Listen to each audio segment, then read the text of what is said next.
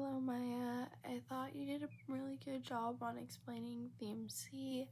I'm also doing theme C, and I thought like your explanation was really good about how it's kind of all of those things combined, and you can't just like put it onto one of those things because that would be like a little bit more of like a simple response, and it's like a lot more complicated.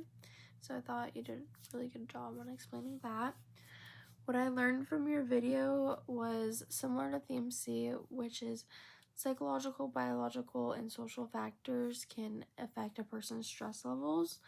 And you gave examples like someone's biological, where they have high cortisol, that's going to impact their stress. Or if they have like anxiety or maybe like negative thinking, that could also impact their like psychological. And then for like social, if they don't have like a positive support system, things like that, that could also affect their stress levels. So similar to theme C, how it doesn't always just have to be like one of those things. Like person doesn't always just have to have anxiety. It could be like they might have anxiety and they don't have like a great support system. So kind of similar to theme C with that. I thought that connected with the fight or flight response, which was my thing, because they both use like biological and psychological factors. So like how you were saying the biological with like the cortisol and stuff.